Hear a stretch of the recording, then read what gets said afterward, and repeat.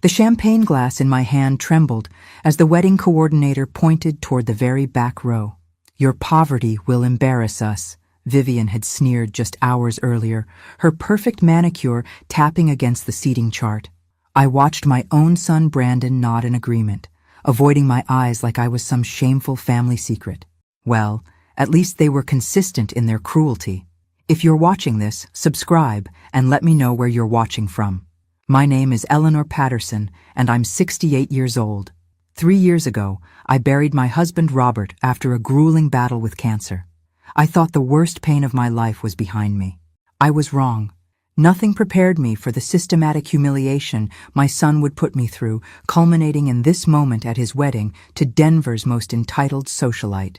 The Ashworth estate sprawled before me like something from a movie set, all manicured gardens and marble fountains. 500 guests mingled in designer clothes that cost more than my monthly pension. I smoothed my navy blue dress, the nicest one I owned, and reminded myself that I had every right to be here. This was my son's wedding, even if he seemed to have forgotten that detail. "Eleanor Patterson?" The coordinator's voice dripped with barely concealed disdain. "Row 12, seat 15. The very back, naturally, behind the florist, behind the photographers, practically in the parking lot." I could see Vivian's mother at the front, surrounded by her society friends, all stealing glances at me like I was a curiosity in a zoo. As I made my way down the aisle, conversations quieted. Not the respectful hush for the mother of the groom, but the uncomfortable silence of people witnessing something awkward. A woman in a $1,000 hat whispered to her companion, "That's Brandon's mother.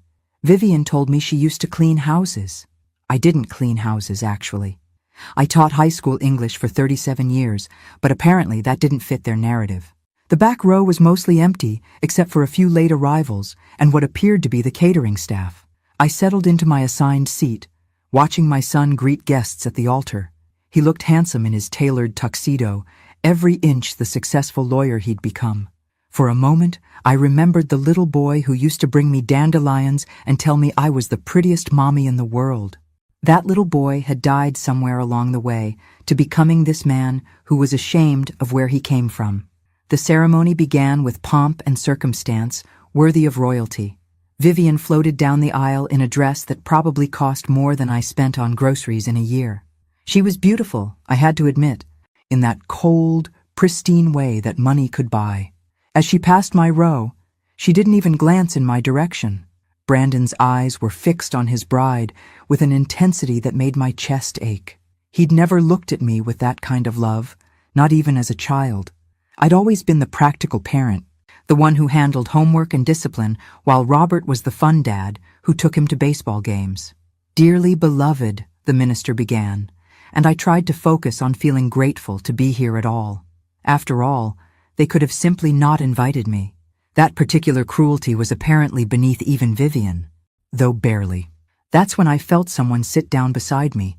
I turned to see a distinguished man in an impeccably tailored charcoal suit settling into the seat beside me.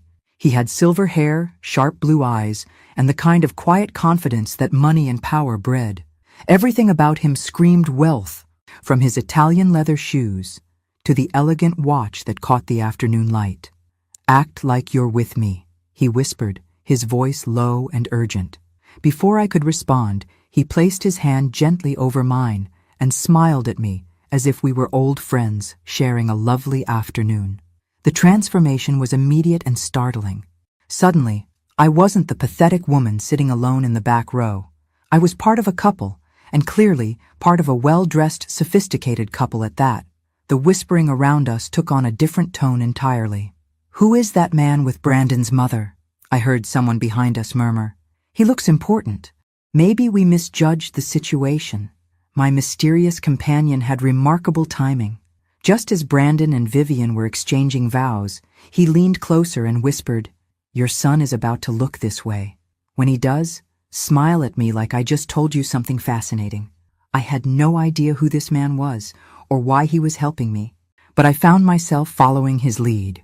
Sure enough, Brandon's gaze swept across the crowd during a pause in the ceremony and landed on our row. When he saw me sitting beside this elegant stranger, laughing softly at whatever he'd apparently just said, Brandon's face went completely white. Vivian noticed her new husband's distraction and followed his stare. Her perfectly composed expression faltered for just a moment when she saw me, no longer alone and pathetic, but apparently accompanied by someone who looked like he belonged in the front row with the other important guests. The mysterious man squeezed my hand gently. "Perfect," he murmured. "Your son looks like he's seen a ghost." "Who are you?" I whispered back, trying to maintain the appearance of casual conversation. "Someone who should have been in your life a long time ago," he replied cryptically. "We'll talk after the ceremony. For now, just enjoy watching your son try to figure out what's happening." And I have to admit, I was enjoying it immensely. For the first time in months, maybe years, I felt like I had some power in this family dynamic. The confusion and concern on Brandon's face was almost worth the humiliation of being seated in social Siberia. The ceremony continued, but the energy had shifted. People kept glancing back at us, clearly trying to figure out who my companion was and what his presence meant. The society matrons who had been whispering about my inferior status were now craning their necks for a better look at the distinguished gentleman who was treating me with such obvious respect and affection. When the minister pronounced Brandon and Vivian, husband and wife, my mysterious ally stood and offered me his arm like a proper gentleman. "Shall we proceed to the reception, my dear Eleanor?" He knew my name. This was getting more interesting by the minute. As we walked toward the reception tent, I could feel eyes following us. The same people who had dismissed me 20 minutes earlier were now regarding me with curiosity and what looked suspiciously like newfound respect. "You never told me your name," I said quietly as we made our way across the manicured lawn. He smiled, an expression that transformed his entire face. "Theodore Blackwood, but you used to call me Theo." The world tilted slightly on its axis. Theo, my Theo, from 50 years ago. Theodore Blackwood. The name hit me like a physical blow, carrying with it a flood of memories I'd carefully locked away decades ago. I stopped walking so abruptly that several guests nearly collided with us. "Theo?" My voice came out as barely a whisper. "But that's impossible. You're supposed to be in Europe. You're supposed to be married with grandchildren by now." He guided me to a quiet corner of the garden, away from the crowd streaming toward the reception tent. Up close, I could see the boy I'd loved desperately when I was 18 years old. His eyes were the same startling blue, though now framed by lines that spoke of years I hadn't shared with him. His smile was the same too, warm and slightly mischievous. "I never married," he said simply, "and I never stopped looking for you." The words hung between us like a bridge across 50 years of separation. I felt 18 again and 68 simultaneously, a dizzying combination that made me grateful for his steadying hand on my arm. "Looking for me?" I managed. "Or, Theo, I got married. I had a son. I built a life." The accusation in my voice surprised even me. "You left for that business program in London and never came back." His expression grew pained. "I wrote you letters, Eleanor, dozens of them. I called your apartment for months. I even came back to Denver twice during those first 2 years. But you'd moved, and no one would tell me where." He paused, studying my face. "You never got any of my letters, did you?" The pieces of a 50-year-old puzzle began falling into place with sickening clarity. My mother, who had never approved of Theo, because his family had money while ours decidedly did not. My mother, who had always believed I was reaching above my station. My mother, who had been suspiciously supportive when I started dating Robert just months after Theo left for Europe. "She threw them away," I said, the certainty of it settling in my stomach like a stone. "My mother intercepted your letters." Theo's jaw tightened. "I suspected as much, but I could never prove it. When I finally hired a private investigator to find you in 1978, you were already married and pregnant. I didn't want to disrupt your life, so I stayed away." 1878. Brandon was born in 1989, which meant I'd already been married to Robert for 2 years by then. The timing was cruel in its precision. If Theo had found me just 2 years earlier, if my mother hadn't interfered, if I'd known he was looking for me. "You hired a private investigator?" The absurdity of it struck me. Here I was, standing in the shadow of my son's wedding reception, discussing roads not taken with the man who had occupied my dreams for the first 5 years of my marriage to Robert. Several, actually, Theo admitted with a rueful smile. It became something of an obsession. Every few years, I'd try again. I followed your career, you know. Read about your teaching awards in the local papers. I was proud of you, Eleanor. I always knew you'd touch lives. The reception music started up in the distance. A jazz quartet playing something elegant and expensive. We should join the party, I knew, but I couldn't seem to move from this garden corner where my past and present were colliding in the most spectacular way. Why now? I asked. Why show up today of all days? Theo's expression grew serious. Because I read your husband's obituary 3 years ago. I wanted to reach out then, but it felt inappropriate so soon after your loss. Then last month I saw the wedding announcement in the society pages. He reached into his jacket pocket and pulled out a newspaper clipping. There it was, the announcement that had filled me with such complicated emotions. A photo of Brandon and Vivian looking like the golden couple they believed themselves to be, and beneath it, the details of today's celebration at the Ashworth estate. The announcement mentioned that the groom's mother, Eleanor Patterson, was a retired educator. Theo's voice grew soft. I knew it was you immediately. After all these years of searching, I found you in the Denver Post wedding section. The irony was breathtaking. After decades of private investigators and searches, fate had delivered my location through my son's marriage to a woman who had spent the morning making sure I knew how little I belonged in their world. So you came to crash a wedding? I came to see you, he corrected. I had no intention of interfering with your son's day. I was planning to sit in the back, watch you be proud of your boy, and maybe work up the courage to approach you afterward. His eyes twinkled with mischief. But when I saw how they were treating you, well, I couldn't just sit there and watch. That's when we heard Brandon's voice behind us, sharp with panic and something that might have been anger. Mother, we need to talk, now.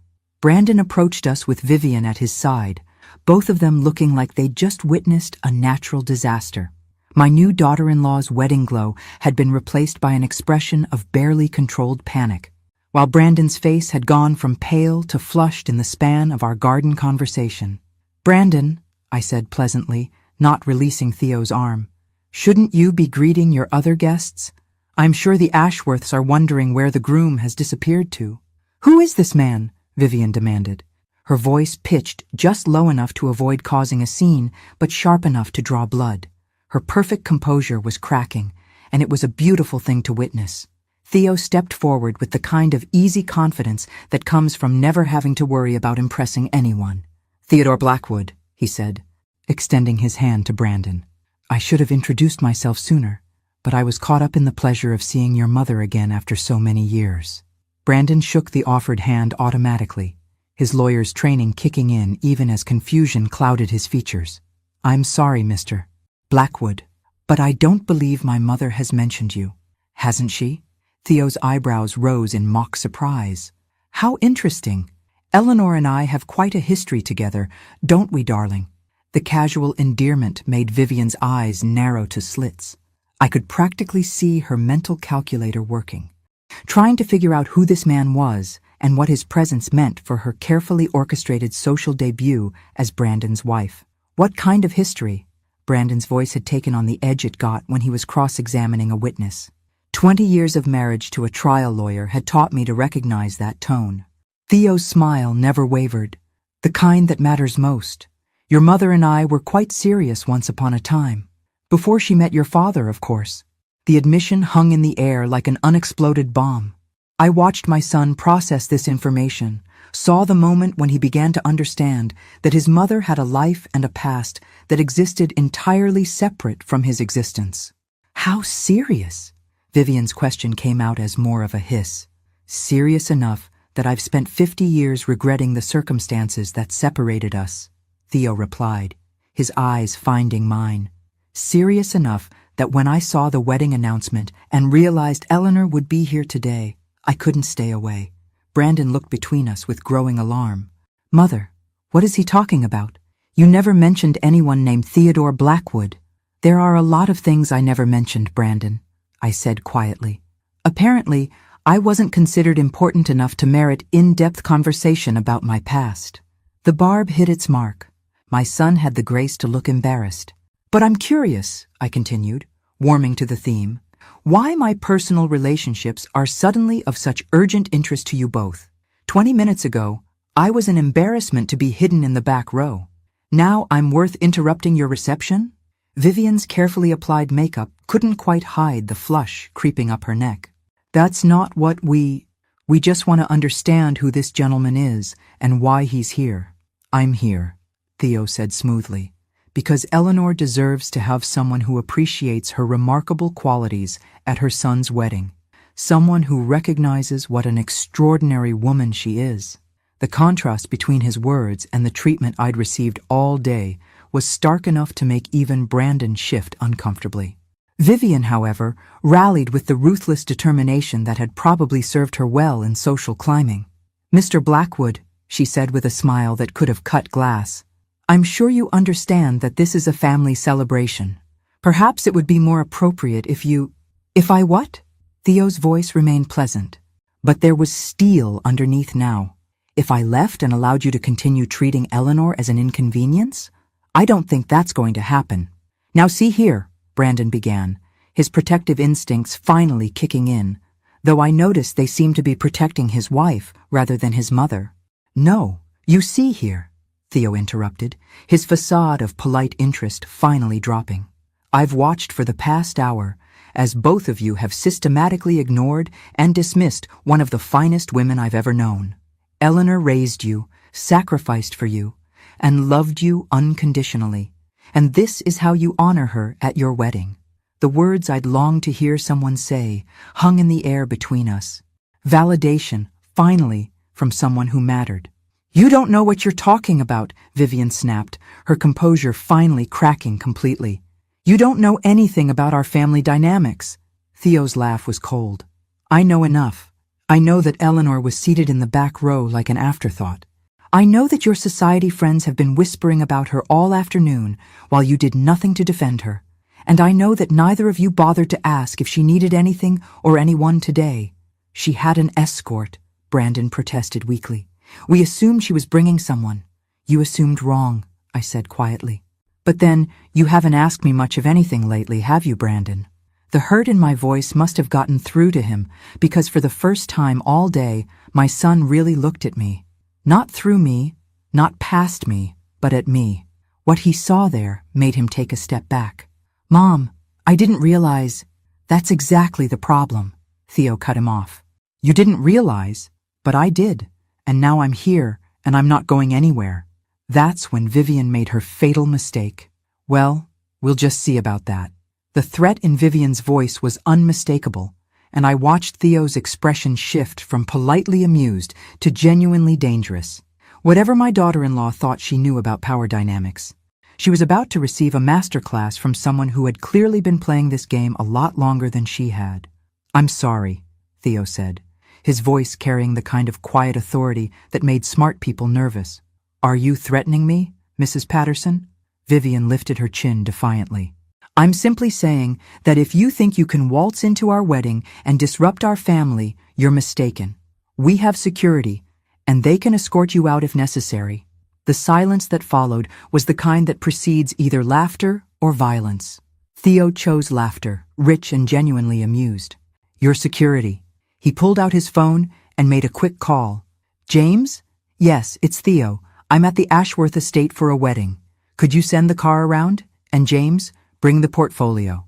He hung up and smiled at Vivian with the patience of a cat watching a particularly foolish mouse.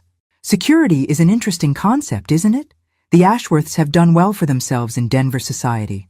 Regional wealth, local influence, quite impressive, really. Brandon was beginning to look like a man who sensed he was standing on quicksand, but couldn't quite figure out where the solid ground had gone. "Mr. Blackwood, I think there may be some misunderstanding here."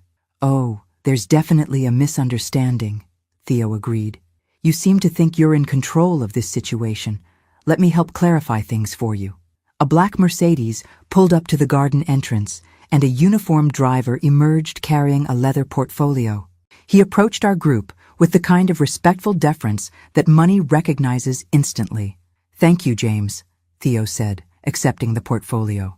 "Mrs. Patterson, Mr. Patterson, would you like to see something interesting?" He opened the portfolio and pulled out what appeared to be architectural drawings.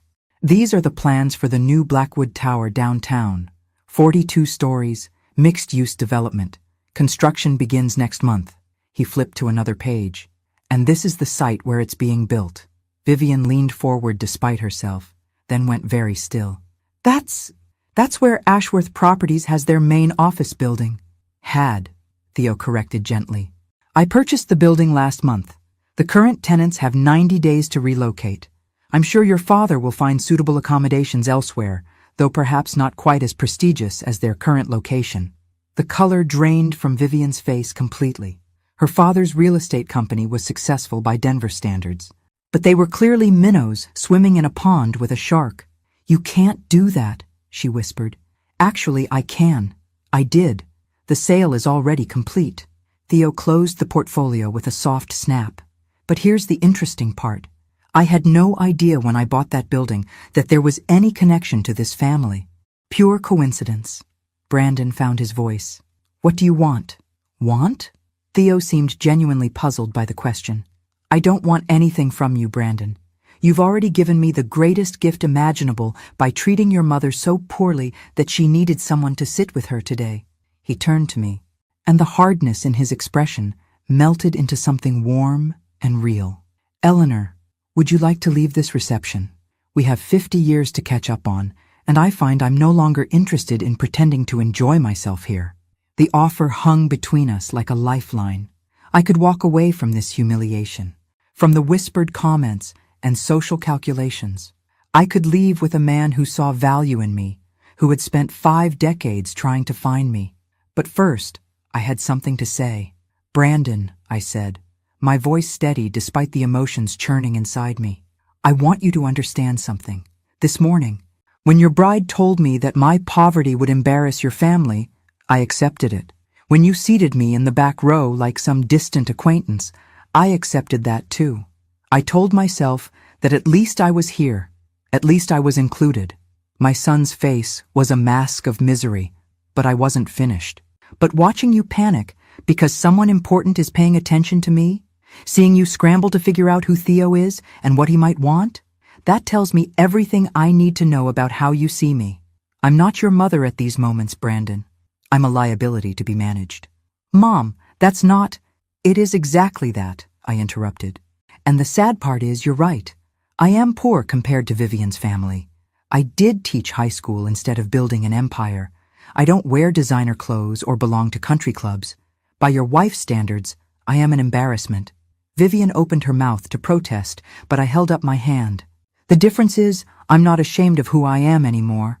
I'm proud of the life I built, the students I taught, the marriage I had with your father. I'm proud of raising you to be successful, even if I'm disappointed in the man you've become." I took Theo's offered arm and felt years of accumulated hurt and resentment fall away like a discarded coat.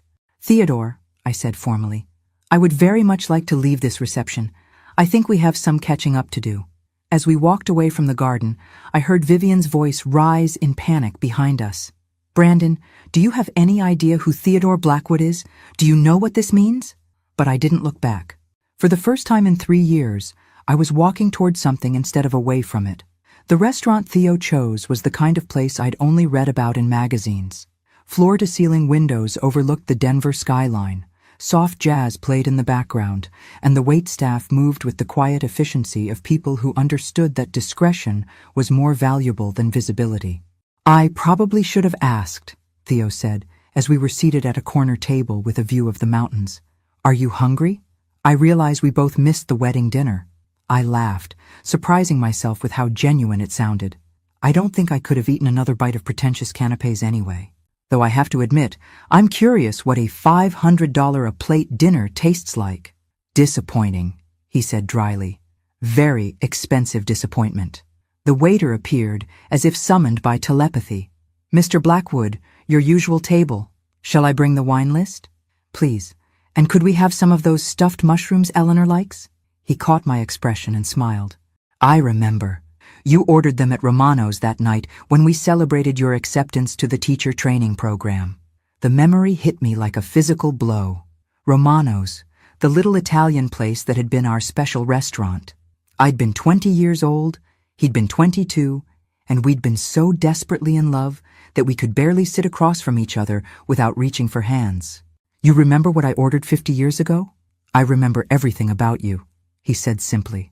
The way you laughed at your own jokes, how you got that little wrinkle between your eyebrows when you were concentrating, the fact that you always stole the olives from my salad because you were too polite to order extra for yourself. Tears pricked at my eyes. When had anyone last paid attention to me that way? Robert had loved me.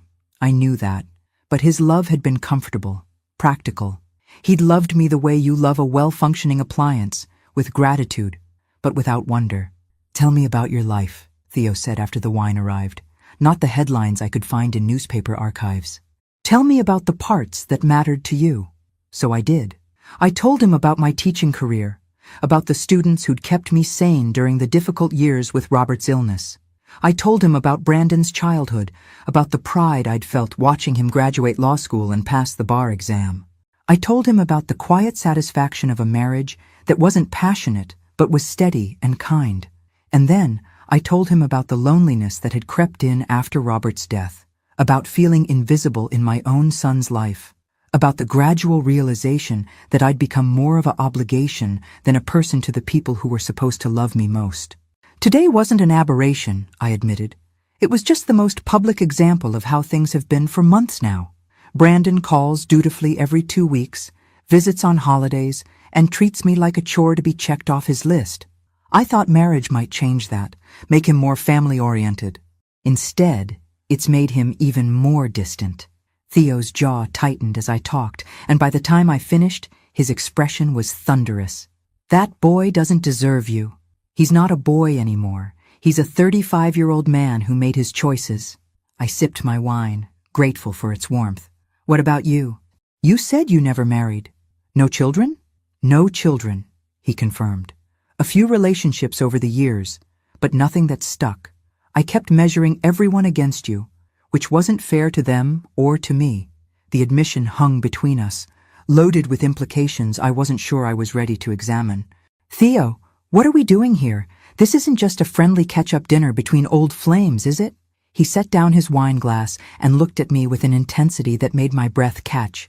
Eleanor, I'm 70 years old. I've built a business empire, traveled the world, and accomplished everything I set out to do. But there's never been a day in the past 50 years when I didn't wonder what my life would have been like if your mother hadn't interfered. We can't go backward, I said quietly. We're not the same people we were at 20. No, we're not, he agreed. We're better. We know what we want now, what matters and what doesn't. We've lived enough life to recognize real value when we see it. The waiter appeared with our appetizers, giving me time to process what Theo was really saying. When we were alone again, he reached across the table and took my hand. I'm not suggesting we pretend the last 50 years didn't happen. I'm suggesting we decide what we want the next 20 years to look like. My phone buzzed against my purse, then again, and again. You should probably check that, Theo said, with knowing amusement. I suspect your son has done some research since we left the reception. I pulled out my phone to find 17 missed calls from Brandon and a stream of increasingly frantic text messages. Mom, call me immediately. Do you have any idea who Theodore Blackwood is? He's worth over $500 million. What is your relationship with him? Vivian's father wants to meet with him about the building purchase. Can you arrange an introduction? Please call. We need to talk. I showed the messages to Theo, who read them with obvious satisfaction. Interesting how quickly their interest in your personal life developed, he observed. What are you going to do about the building? Nothing. The sale is final, the contracts are signed, and Ashworth Properties has 90 days to relocate. Business is business. He paused, considering. Though I suppose if someone convinced me that the current tenants had suddenly developed better manners and a proper appreciation for family relationships, I might be persuaded to consider a long-term lease arrangement. The implications were clear. This wasn't just about real estate. It was about power, respect, and the sudden realization that the woman they'd dismissed as an embarrassment was connected to someone who could significantly impact their lives. My phone buzzed again. This time it was a call from Vivian. I looked at Theo, who nodded encouragingly. "Hello, Vivian." "Eleanor." Her voice was strained, all traces of her earlier arrogance gone. "I hope you're having a pleasant evening. Brandon and I were wondering if you might be free for dinner tomorrow night. We'd love to have a proper conversation with you and Mr. Blackwood if he's available." The transformation was stunning. 12 hours ago, I'd been an embarrassment. Now I was suddenly worth courting. "I'll have to check with Theodore," I said, savoring the moment. "We have quite a bit of catching up to do, as you can imagine." The silence on the other end was thick with frustration. Finally, Vivian managed, "Of course, please let us know what works for your schedule." I hung up and looked at Theo, who was grinning like a wolf. "Well," I said, raising my wine glass, "this day certainly didn't go as expected." "The best days never do," he replied, clinking his glass against mine. "Now, shall we discuss what happens next?" The dinner invitation came with an address I recognized as one of Denver's most exclusive restaurants. Apparently, when you suddenly need to impress someone with a net worth north of $500 million, you don't suggest meeting at Applebee's.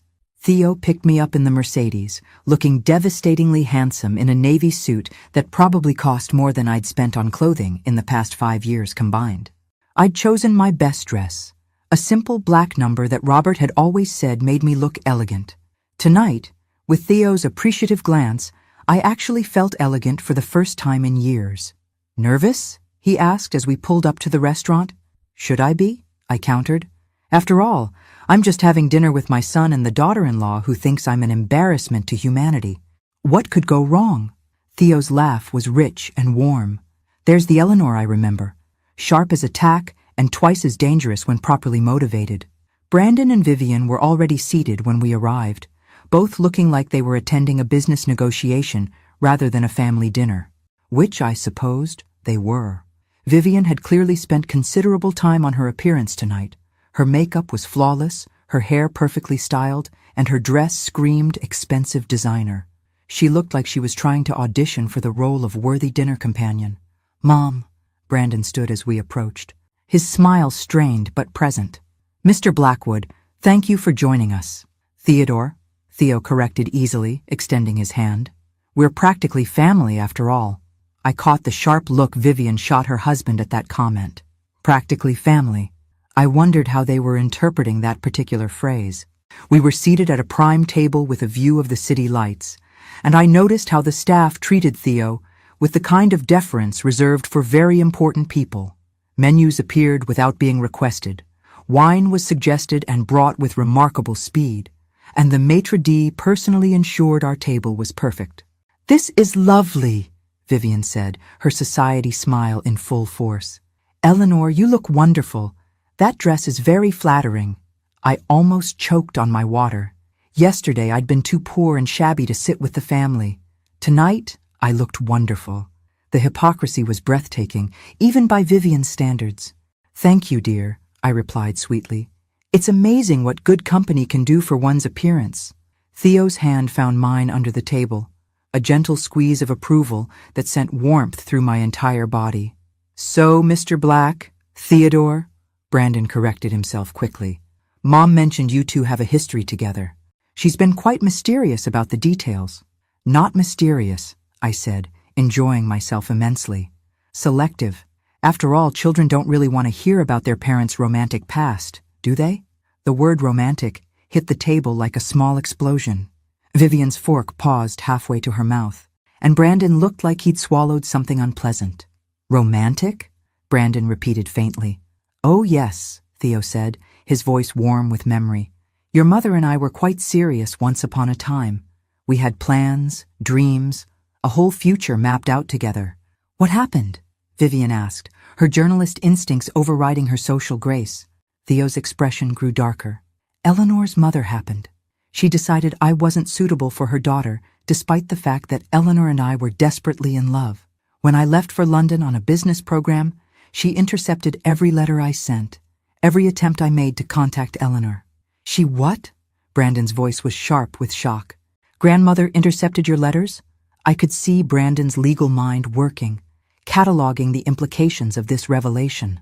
Every single one, I confirmed. For 2 years, Theo tried to reach me. For 2 years, I thought he'd simply moved on and forgotten about me. By the time he hired investigators to find me, I was already married to your father. The silence that followed was heavy with unspoken questions. I could practically see the gears turning in both their heads, recalculating timelines, reconsidering assumptions about their family history. I loved your father, I said firmly, addressing the question I knew Brandon was afraid to ask. Robert was a good man, and we had a solid marriage, but it wasn't the same as what Theo and I had. What exactly did you have? Vivian's question came out sharper than she'd probably intended. Theo and I exchanged a look that carried 50 years of what if and might have been. Everything, he said simply. We had everything. The waiter appeared to take our orders, giving everyone a moment to process this information. When he left, Brandon leaned forward with the intensity that made him successful in the courtroom. Theodore, I need to ask directly. What are your intentions regarding my mother?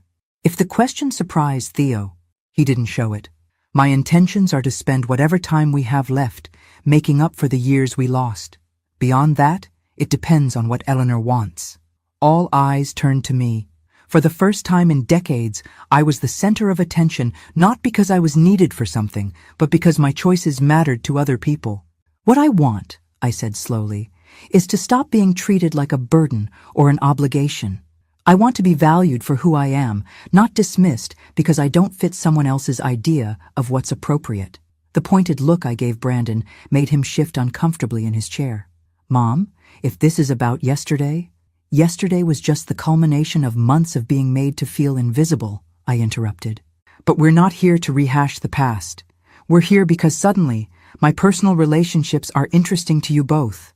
Vivian had the grace to blush, but she recovered quickly. Eleanor, I hope you understand that we were just surprised yesterday. We hadn't realized you were seeing anyone. I wasn't, I said bluntly. Theo appeared like an answer to prayers I didn't even know I was praying.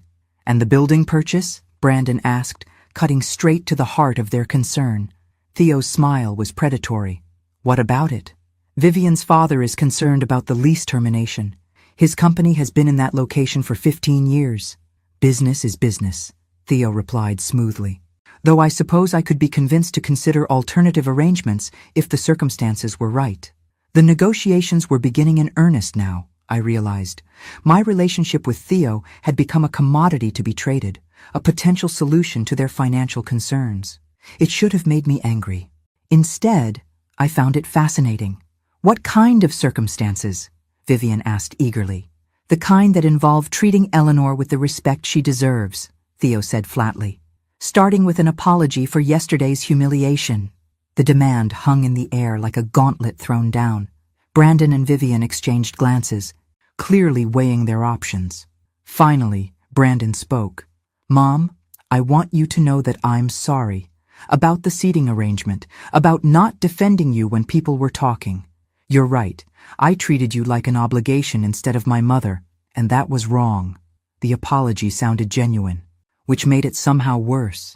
If he could see how badly he'd treated me now, why hadn't he seen it before Theo's money made my feelings matter? And you, Vivian? I asked quietly. My daughter-in-law's struggle was visible. Pride warred with pragmatism, and pragmatism won. I apologize for my comment about your poverty, she said stiffly. It was inappropriate and hurtful. Yes, it was, I agreed. The question is, are you sorry you said it, or sorry there were consequences? She didn't answer, which was answer enough. The rest of the dinner passed in carefully polite conversation, but the real negotiation continued beneath the surface. By the time dessert arrived, the terms were clear. Treat Eleanor with respect, and Theodore might consider reasonable lease arrangements for Ashworth properties. As we prepared to leave, Vivian caught my arm. Eleanor, I hope we can start fresh. Perhaps you'd like to join us for Sunday dinner this week. 6 months ago, an invitation to Sunday dinner would have thrilled me. Tonight, it felt like another chess move in a game I was finally learning to play. I'll check my calendar, I said pleasantly. Theo and I have quite a few plans to make. The look of panic that flashed across her face was worth every moment of yesterday's humiliation. Sunday afternoon found me in Theo's penthouse apartment, which occupied the top 2 floors of one of downtown Denver's most exclusive buildings.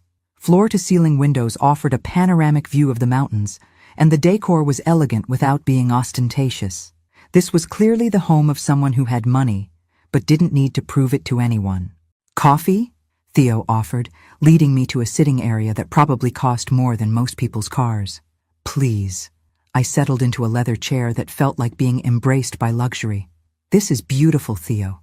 Very you, somehow. You remember what I'm like after 50 years? Some things don't change. You always had exquisite taste, even when we were young and broke."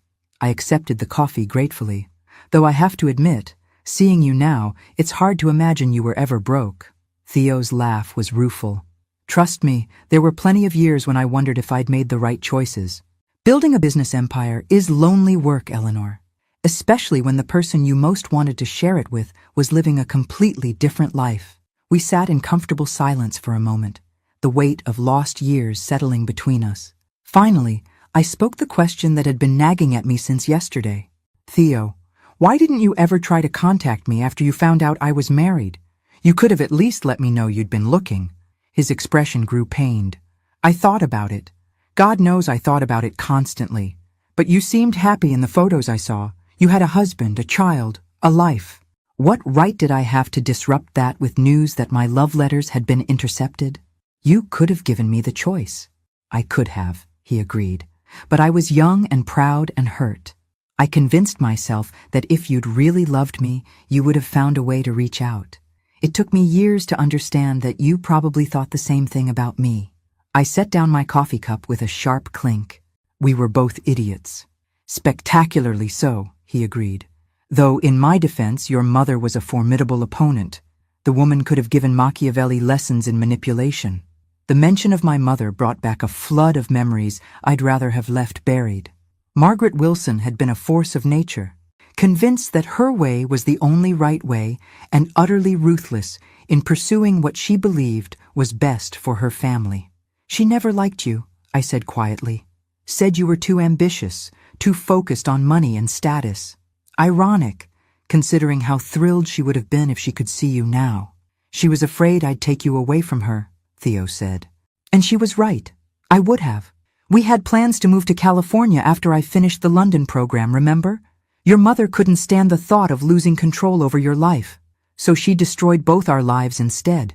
"Not destroyed," Theo corrected gently. "Redirected. You became a teacher, touched hundreds of young lives, raised a son. That matters, Eleanor. That has value." "Does it?" The question came out more bitter than I'd intended.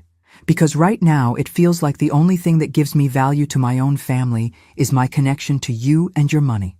Theo reached across the space between us and took my hand. "Their inability to see your worth doesn't diminish it. It just makes them blind." My phone buzzed with a text message.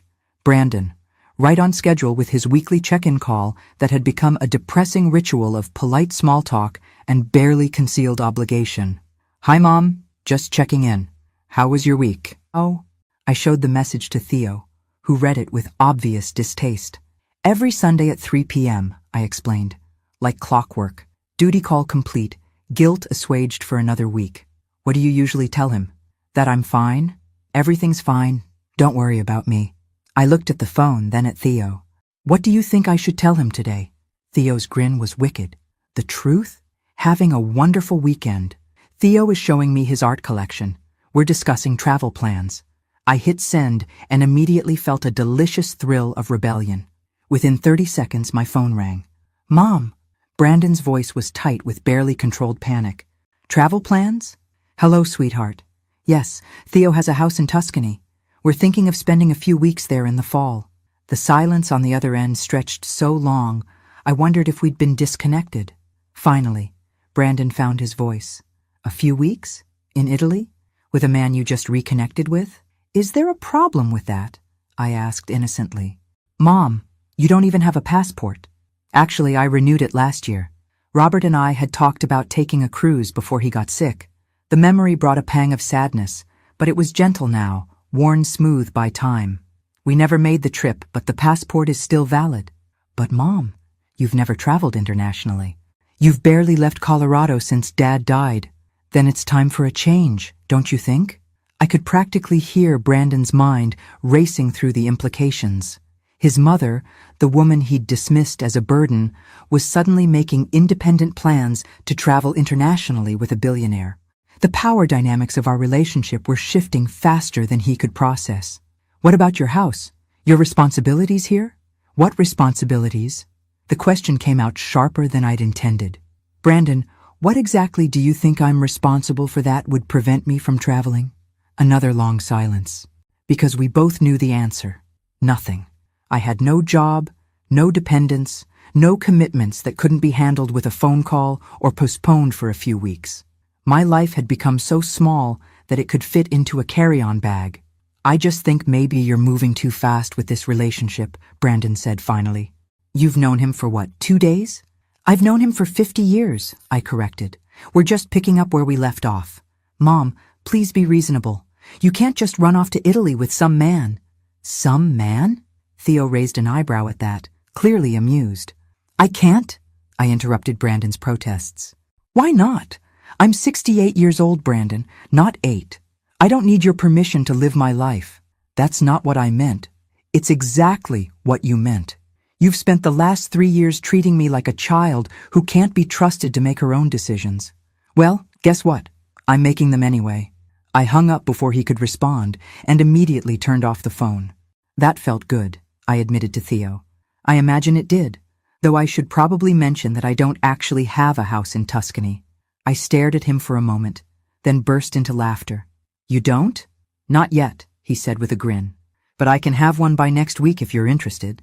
The casual way he said it, like buying international real estate was no more complicated than picking up groceries, should have been intimidating. Instead, it was thrilling.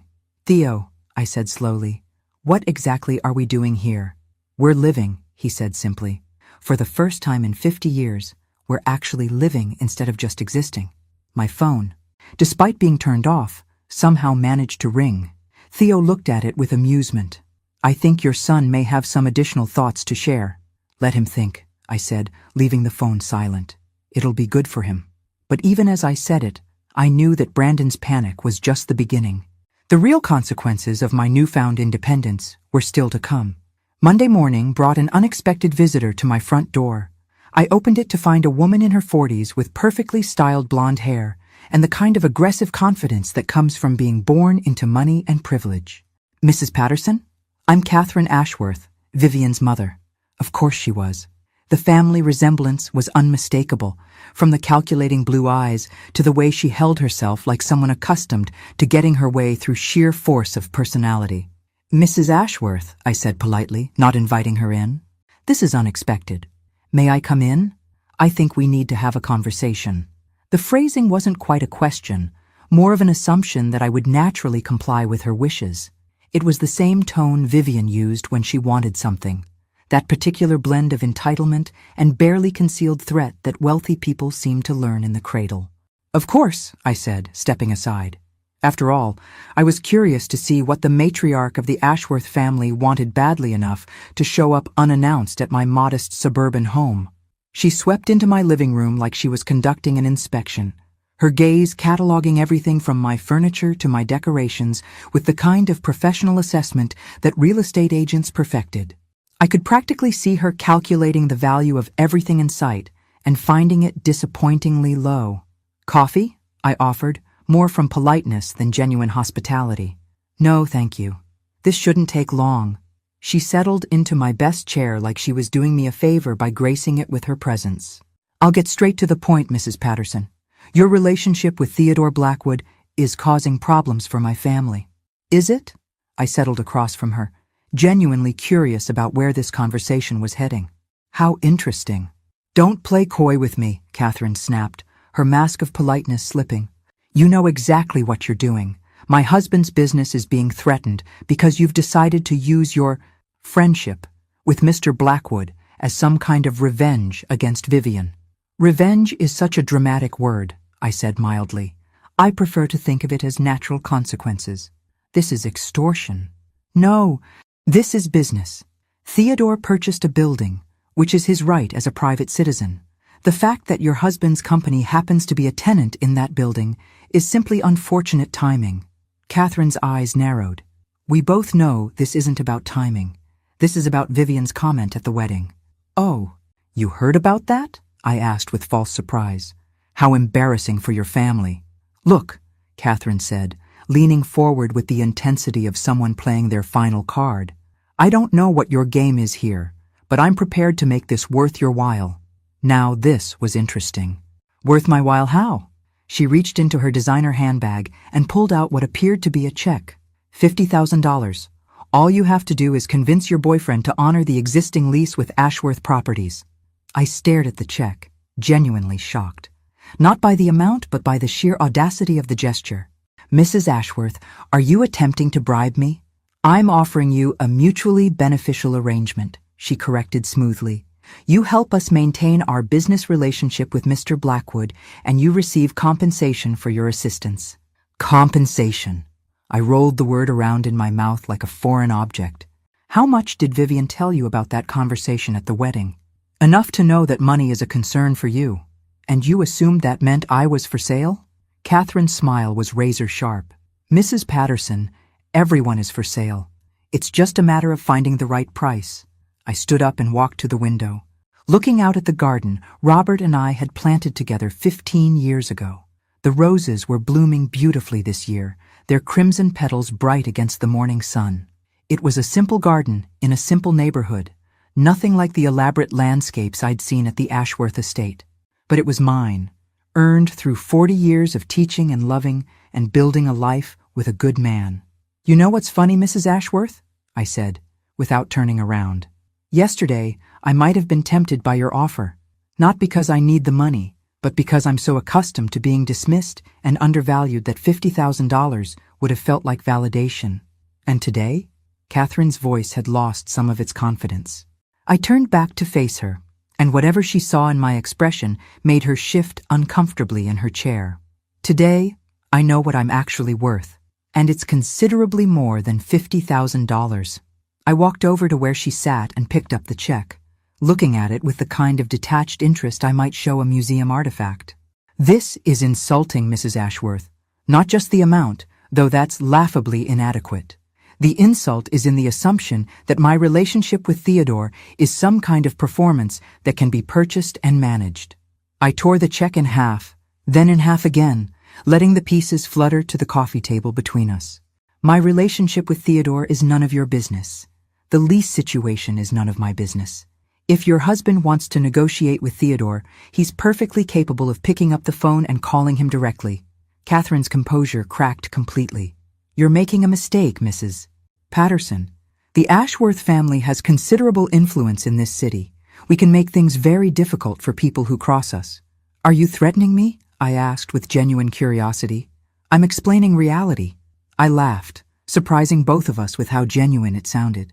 Mrs. Ashworth, 3 days ago your threats might have scared me. Today, they're just amusing. You see, I've spent the last 50 years being afraid of disappointing people, afraid of not being good enough, afraid of taking up too much space in the world. I moved closer to where she sat, and she actually leaned back in the chair. But yesterday, I sat in a restaurant with a man who values me for exactly who I am. A man who has spent 50 years trying to find me because he believed I was worth finding. Do you really think your social influence frightens me now? Catherine stood up abruptly, her face flushed with anger and embarrassment. This isn't over. Yes, it is, I said calmly. It's completely over. You came here to buy my compliance, and instead you've shown me exactly what kind of people you really are. Thank you for that clarity. She stormed toward the door, then stopped and turned back with one final attempt at intimidation. Your son is married to my daughter, Mrs. Patterson. That makes us family. You might want to consider what's best for Brandon's future. I've spent 35 years considering what's best for Brandon's future, I replied. It's time he started considering what's best for mine. After she left, I sat in my quiet living room and realized that something fundamental had shifted. For the first time in decades, I wasn't afraid of the consequences of standing up for myself. My phone rang. Theodore's name appeared on the caller ID, and I answered with a smile in my voice. Good morning, handsome. Good morning, beautiful. How's your day starting? Interestingly, I said, looking at the torn check pieces on my coffee table. I just had the most enlightening conversation with Catherine Ashworth. Did you? How delightful! I hope you were appropriately impressed by her charm and subtlety. Deeply impressed. She offered me $50,000 to convince you to honor the lease with her husband's company. The silence on the other end of the line stretched long enough that I wondered if we'd been disconnected. 50,000, Theodore finally said, his voice carefully controlled. I told her it was insulting. Because the amount was too low? Because the assumption was offensive. I paused, enjoying the moment. Though you're right, the amount was also ridiculously inadequate. Theodore's laughter was rich and warm. Eleanor, my darling, you continue to surprise me. What did you tell her? I told her that my relationship with you wasn't for sale at any price. Then I tore up her check. You tore up $50,000? It felt wonderful, I admitted. Very therapeutic. In that case, Theodore said, his voice full of mischief, I have a proposal for you. How would you like to help me send a message to the Ashworth family about the proper way to treat people they consider beneath them? What did you have in mind? Something spectacular, something that will make $50,000 look like pocket change. The anticipation in his voice was infectious. Tell me, not over the phone. Can you meet me for lunch? I have something to show you. An hour later, I found myself in the back seat of Theodore's Mercedes, heading toward the downtown financial district. We pulled up in front of a sleek glass building that I recognized as one of Denver's most prestigious commercial addresses. Where are we going? I asked, as Theodore helped me out of the car. To meet with my attorney, he said, his smile mysterious. We have some papers to sign. What kind of papers? The kind that are going to make the Ashworth family very, very sorry they ever heard the name Eleanor Patterson. As we walked into the building's marble lobby, I felt a thrill of anticipation mixed with something I hadn't experienced in years, the intoxicating sense of having real power. Whatever Theodore had planned, I was ready for it. Theodore's attorney turned out to be a sharp-eyed woman in her 50s who clearly knew her way around high-stakes financial maneuvering. Margaret Chen had the kind of precise, no-nonsense demeanor that came from years of protecting very wealthy people from very expensive mistakes. Eleanor, Theodore said as we were seated in her corner office with its commanding view of the city, I'd like you to meet Margaret Chen, the finest attorney in Colorado and the architect of some of my more creative business ventures. Mrs. Patterson, Margaret said, extending her hand with a professional smile. Theodore has told me quite a lot about you. I understand you've had some interesting encounters with the Ashworth family. That's one way to put it, I replied, settling into the leather chair across from her impressive desk. Margaret opened a thick file folder and pulled out several documents. Theodore asked me to research the Ashworth family's business interests and financial situation. What I found is quite fascinating. She spread the papers across her desk like a dealer laying out cards. Ashworth Properties appears successful on the surface, but they're significantly over-leveraged. The building that Theodore purchased isn't just their main office location. The lease payments represent nearly 30% of their operating capital. Meaning? I asked, though I was beginning to understand. Meaning they can't afford to relocate, Theodore said with satisfaction. Not without taking a massive financial hit that would likely force them to lay off half their workforce. Margaret nodded. The moving costs alone would run close to $2 million, and comparable space in this market would cost significantly more than their current lease rate. So, when Catherine Ashworth offered me $50,000 to convince Theodore to honor their lease, I said slowly, she was actually trying to save her family from potential bankruptcy. Exactly. Theodore's smile was predatory, though I suspect she didn't share that particular detail with you. I thought about Catherine's arrogant assumption that I could be bought, her threats about the family's social influence, her casual dismissal of my worth as a human being. The irony was delicious. What are our options? I asked, surprised by how naturally the word "our" had slipped out. Margaret pulled out another set of documents. Well, we could simply proceed with the lease termination.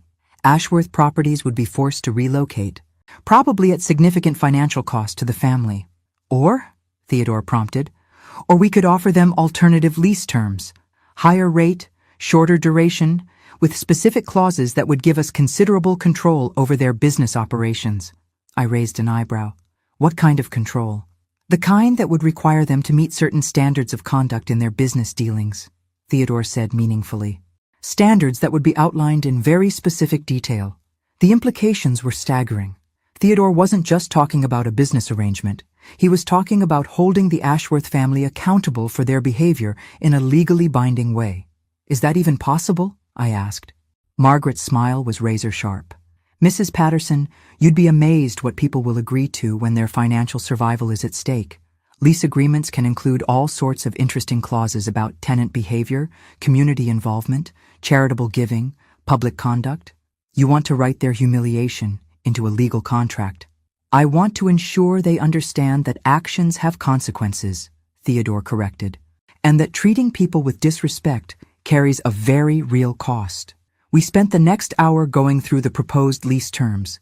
By the time Margaret finished explaining all the clauses, I was simultaneously impressed and slightly horrified by the level of control they would give Theodore over the Ashworth family's business and personal conduct. There's one more thing, Theodore said as Margaret gathered the papers. Eleanor, I want you to be a signatory on this lease agreement. Me? But I'm not involved in the business side of this. You're the injured party, he said firmly. This whole situation exists because of how they treated you.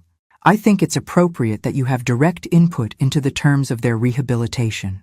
The word rehabilitation made me laugh despite myself. You make it sound like they're criminals, aren't they? Theodore's voice was serious now. They committed a crime against human decency, Eleanor. They took a woman who deserved love and respect and made her feel worthless. In my book, that's worthy of punishment. Margaret cleared her throat diplomatically. I should mention that the Ashworth family will need to agree to these terms within 72 hours. After that, the standard lease termination proceeds automatically. Have they been notified? I asked. The formal offer will be delivered this afternoon, Margaret confirmed, along with a detailed explanation of their alternatives. As we prepared to leave, Theodore took my hand. Eleanor, are you comfortable with this? I need to know that you're fully on board before we proceed. I thought about Catherine Ashworth's attempt to buy my compliance. I thought about Vivian's casual cruelty at the wedding, her assumption that my poverty made me unworthy of basic respect. I thought about years of being dismissed and undervalued, of being treated like an obligation rather than a person. I'm more than comfortable, I said firmly. I'm excited. That evening, my phone started ringing at precisely 6 p.m. Brandon, right on schedule, though his usual weekly check-in had been moved up by 24 hours. Mom, what the hell is going on? Good evening to you too, sweetheart, I said pleasantly. I'm fine, thank you for asking. Don't play games with me. Vivian's mother just called her in tears. Something about lease agreements and impossible demands and financial ruin. What did you do? I didn't do anything, I said truthfully. Theodore made a business decision based on standard market practices. Standard market practices don't include forcing tenants to make public apologies as part of their lease agreements. Ah, so they'd had time to read the fine print. Is that what the contract says? How interesting. Mom, you can't be serious about this. You're talking about destroying an entire family's livelihood over a wedding seating arrangement. Am I? I thought I was simply ensuring that certain standards of human decency were maintained in business relationships. This is extortion. No? Brandon, this is consequences. There's a difference, though I understand why you might not recognize it. The silence on the other end of the line was thick with frustration. Finally, Brandon spoke again, his voice carefully controlled. What do you want, Mom? What will it take to make this go away? The question hung between us like a challenge. What did I want? For 50 years, I'd wanted to be valued, respected, treated like a person whose feelings mattered. For 3 years since Robert's death, I'd wanted my son to see me as more than an obligation to be managed. I want, I said slowly, for your wife to understand that treating people like dirt has consequences. I want her family to learn that money and social position don't give them the right to humiliate others. And I want you to decide whether you're on their side or mine. Mom, that's not fair. Fair? The word came out harsher than I'd intended. Brandon, when has anything about the last 3 years been fair to me? When was it fair that you seated me in the back row at your wedding like some distant acquaintance? When was it fair that your wife called me a poverty-stricken embarrassment to your family? She apologized for that. She apologized because Theodore has money and power. Where was her apology before that? Where was yours? Another long silence. When Brandon spoke again, his voice was smaller, more uncertain. What do you want me to do? I want you to choose, I said quietly. Vivian's family has 72 hours to accept Theodore's lease terms or find new office space. During those 72 hours, you can stand with the family that humiliated your mother, or you can stand with the mother who loves you, despite everything. Mom, I'm done talking, Brandon. The next conversation we have will tell me everything I need to know about what kind of man I raised. I hung up and immediately turned off my phone. And immediately, for the first time in 3 years, I was calling the shots in my own family. It was terrifying and exhilarating in equal measure. Now I had to wait to see if my son would choose love or social status. Something told me the answer would define the rest of our relationship. The call came at exactly 5 p.m. on Wednesday, 71 hours and 15 minutes after Margaret Chen had delivered the lease terms to Ashworth Properties. I was in Theodore's penthouse, ostensibly helping him choose artwork for the Tuscany house he'd purchased that morning, when his phone rang. "Theodore Blackwood," he answered, putting the call on speaker so I could hear. "Mr. Blackwood, this is Richard Ashworth. I believe you're expecting my call." The voice was carefully controlled, but I could hear the strain underneath. This was a man who had spent the last 3 days coming to terms with financial reality. "Mr. Ashworth, I trust you've had time to review our proposal thoroughly." "We have. And my family would like to accept your terms." The admission clearly cost him. I watched Theodore's face remain impassive, though I caught the slight tightening around his eyes that meant he was pleased. "All of them?" Theodore asked. "Including the public conduct clauses and the community service requirements?" "All of them." "And the personal apologies?" A longer pause. "Yes, though I'd like to discuss the timing and format. The terms are non-negotiable, Mr. Ashworth. Your daughter-in-law's public apology to Mrs. Patterson will be delivered exactly as specified, or the lease termination proceeds as originally planned." I had to admire Theodore's negotiating style. There was no gloating, no unnecessary cruelty, just the implacable certainty of someone who held all the cards and knew it. "I understand. When do you need the first apology delivered?" "This Friday. The charity luncheon at the country club seems like an appropriate venue, don't you think? Mrs. Patterson will be attending as my guest." My eyebrows shot up. This was the first I'd heard about attending any charity luncheon, though the symmetry was perfect. The same social circle that had witnessed my humiliation at the wedding would now witness Vivian's public acknowledgement of her behavior. "We'll be there," Richard Ashworth said heavily. "Excellent. Margaret Chen will send over the final contracts tomorrow morning. Welcome to your new lease arrangement, Mr. Ashworth." Theodore hung up and turned to me with a smile that was part satisfaction, part concern. "Are you ready for this?" he asked. "Once that apology is delivered publicly, there's no going back. Your relationship with Brandon and Vivian will be permanently changed." I thought about that. For 3 years, I'd been tiptoeing around my son's marriage, accepting scraps of attention and swallowing countless small humiliations in the hope of maintaining family harmony. The relationship was already broken. I was just finally acknowledging it. "Good," I said firmly. It needed to be changed. Friday arrived with unseasonable warmth and brilliant sunshine, as if the universe was conspiring to make this day as memorable as possible. Theodore had arranged for me to have my hair and makeup done professionally, and I'd chosen a dress that struck the perfect balance between elegant and understated. I wanted to look like someone worth apologizing to. The country club was buzzing with Denver's social elite, all of them ostensibly there to support the Children's Hospital charity, but mostly there to see and be seen. I recognized several faces from the wedding, including some of the women who had whispered about my background while I sat alone in the back row. "Mrs. Patterson!" a familiar voice called out as we made our way across the dining room. "How lovely to see you again." It was one of Vivian's society friends, the same woman who had been whispering about my former career as a house cleaner. Now she was beaming at me like we were old friends, clearly having reassessed my social value since learning about my connection to Theodore. "How nice," I murmured, accepting her air kisses with amusement. I'm surprised you remember me." "Of course I remember. You looked so elegant at the wedding, and Mr. Blackwood, what a pleasure to meet you properly." The transformation was fascinating to watch. These people who had dismissed me as unworthy of acknowledgement were now treating me like visiting royalty. Their entire attitude shifted by the simple presence of Theodore's money and influence. We took our seats at a prime table near the front of the room, and I noticed how conversations quieted as people realized who I was. The whispers were different now, speculative rather than dismissive, curious rather than cruel. The luncheon proceeded with the usual charity event rituals, speeches about the worthy cause, updates on fundraising goals, recognition of major donors.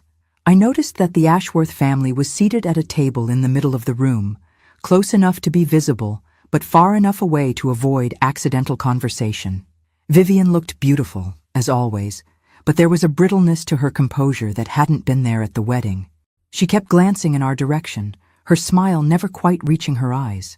Finally, the moment arrived. The event coordinator announced that Mrs. Vivian Patterson had requested a few minutes to address the gathering.